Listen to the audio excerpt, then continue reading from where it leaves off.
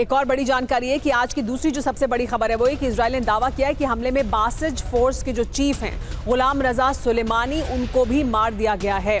तो Basij force के chief को भी मारने का दावा इजरायली डिफेंस फोर्स कर रहा है। दो बड़े अधिकारियों को मारे जाने का दावा किया जा रहा है इजराइल द्वारा, जिसमें बासिज फोर्स के चीफ गुलाम रजा सुलेमानी और अली लारिजानी और लारिजानी के बेटे को मार गिराने का दावा इजरायली डिफेंस फोर्स कर रही है।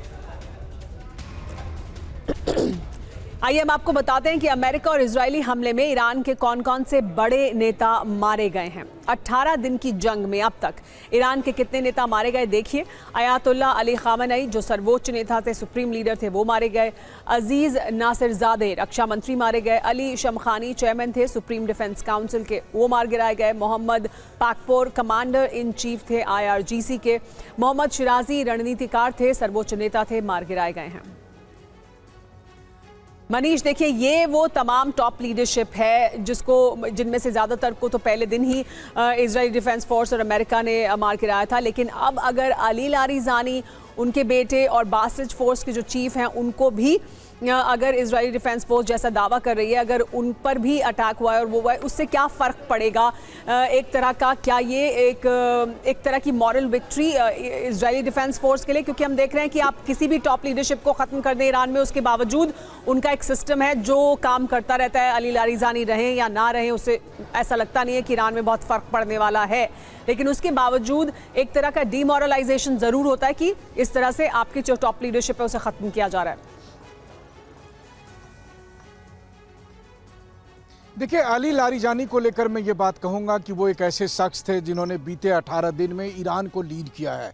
पहले दिन 28 फरवरी को चूँकि ईरान के सुप्रीम लीडर और कई रक्षा मंत्री और दूसरे महत्वपूर्ण लोग मारे गए थे, उसके बाद से अगर एक कोई शख्स जिसने ये तय किया कि आगे ईरान को कैसे बढ़ना है, जिसने ये फैसला लिया कि नहीं हमें लड़ाई आगे रखनी है, जिसने ये फैसला लिया कि हम ट्रंप के सामने सरेंडर नहीं करेंगे, जिसने ये फैसला लिया कि हम अरब मुल्कों पर अटैक करेंगे, जिसने ये फैसला लिया कि हम इजराइल के अलावा अमेरिका के तमाम बेसिस पर अटैक करेंगे, वो शख्स कौन था? वो शख्स थे अली लारिजानी। और ऐसी स्थिति में मैं ये कहता हूँ कि आज की तारीख में भले ही वो ईरान के सर्वोच्च कमांडर नहीं थे, वो ईरान के सुप्रीम लीडर नहीं थे, लेकिन वो सर्वोच्च सेनापति थे जिसने पूरी तरह से लीड किया था और यही उनकी भूमिका भी थी और उसको वो बखूबी लीड करते हुए यहाँ तक पहुँचाई थी कि आज की तारीख में लोग ये कह रहे हैं कि इस जंग में जीत कौन रहा है, मनीष, क्या अभी ईरान की पुष्टि का इंतजार करना चाहिए या इजराइल के पास पुख्ता सबूत है, पुख्ता जानकारी है ऐसी कि अली लारिजानी और जो बासिज फोर्स के चीफ हैं वो मार गिराए गए हैं?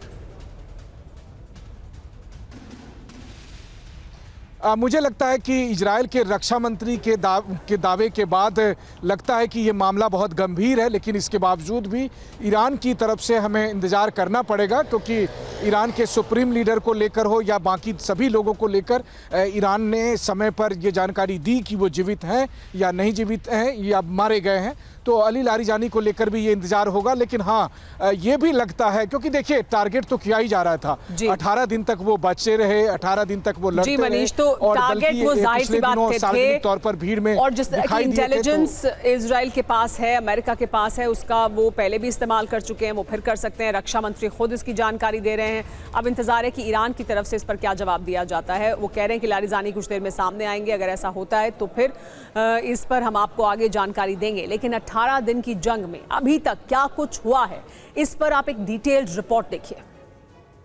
इजरायली सेना के प्रवक्ता के मुताबिक इजराइल को 3 हफ्ते का वक्त और चाहिए। ईरान में अभी भी कई टारगेट नष्ट नहीं हुए। ईरान की तबाही के लिए और हमले जरूरी। इजराइल ईरान को बेहद कमजोर करना चाहता है, ईरान को दशकों पहले की हालत में पहुंचाना चाहता है। ईरान की सैन्य शक्ति का पूरा खात्मा ही इजराइल का लक्ष्य है। ईरान अब दुनिया को संकट में डालने की कोशिश में, इजराइल में बहुत बड़ी तबाही मचाने की कोशिश हो रही है।